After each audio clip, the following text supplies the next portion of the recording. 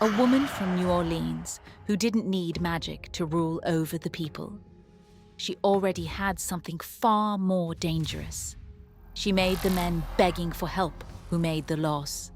Black magic performed in front of the crowd, turning the air heavy, bonfires exploding into the sky. Drums started getting louder to beat, and there she appeared, not walking, not announced, but revealed. She was a hairdresser to the elite, but she was a queen to the folks. But she was something far more worse to the history. The night she demonstrated her magical abilities, with her eyes rolled back, her body jerking violently, the crowd saw a massive serpent wrapping around her body. She knew ways to destroy your life overnight, but her touch was also a guarantee to save you.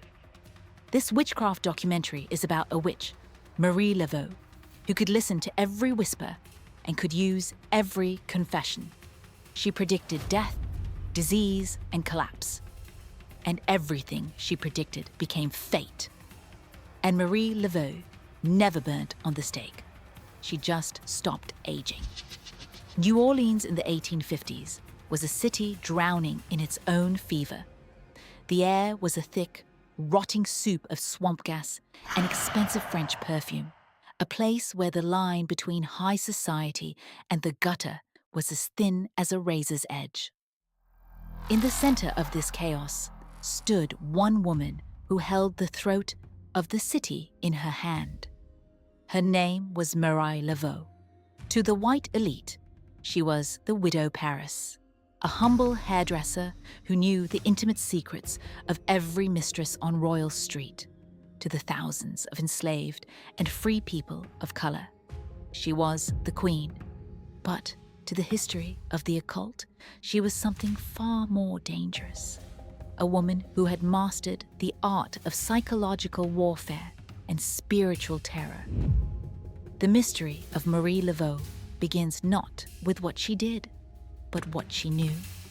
Imagine a woman who could walk into the governor's mansion by the front door to style a lady's hair, only to leave with enough blackmail to ruin a political career.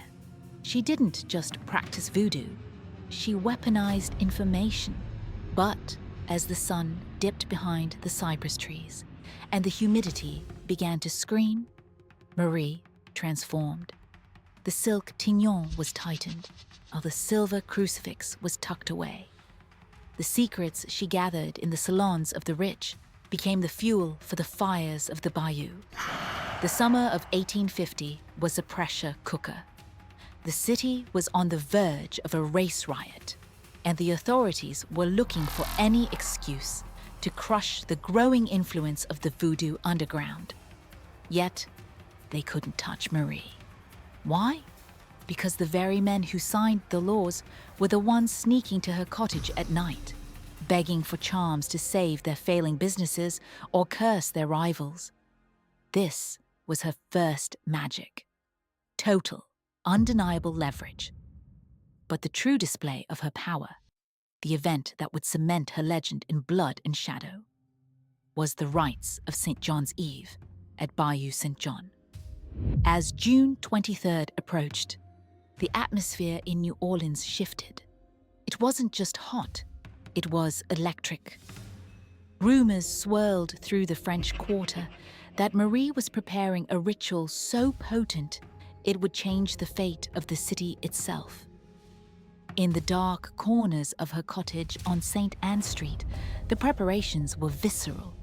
She wasn't just mixing herbs, she was crafting gris-gris, small flannel bags stuffed with graveyard mold, dried frog skin, and the hair of her enemies.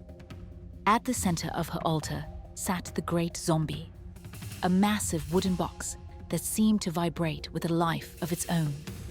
Inside was a serpent that many believed was the physical manifestation of an ancient African god. The trek to the bayou was a masterclass in suspense. Under the cover of a moonless sky, thousands began to move. They didn't take the main roads. they slipped through the shadows of the swamps, their feet sinking into the black mud, guided only by the distant rhythmic thrum of a drum that seemed to beat from the earth itself. There were no lights, no voices, only the sound of heavy breathing and the rustle of silk as high-born white women, hidden behind thick veils, walked alongside the very people they claimed to own. They were all united by a singular, desperate curiosity. What happens when the Queen calls the spirits? When the crowd finally reached the clearing, the scene was a sensory assault. Massive bonfires roared towards the canopy of moss-draped trees, casting the world in a bruised, hellish orange. The air tasted of salt, rum, and the metallic tang of something soon to be sacrificed. Marie Laveau did not simply walk into the light. She was revealed as the smoke parted. She stood as a pillar of absolute authority, draped in white cotton that seemed to glow with its own internal light. On her head sat the blue tignon, its 7 knots standing like the horns of a crown. The drums shifted, the tempo accelerated until it was no longer a rhythm, but a frantic, heart-stopping vibration.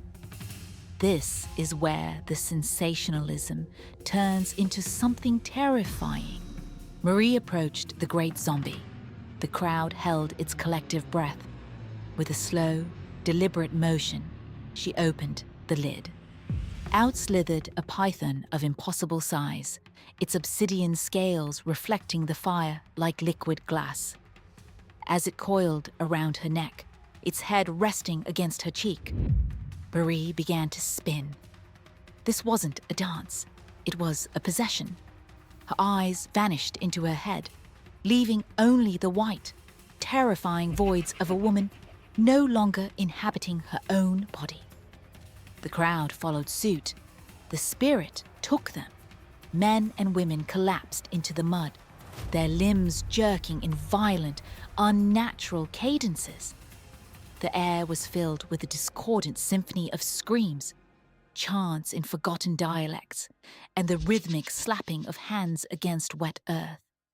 In that moment, the social hierarchy of New Orleans vanished. The slave and the master were equal in their madness, bound by the raw, occult energy Marie had unleashed.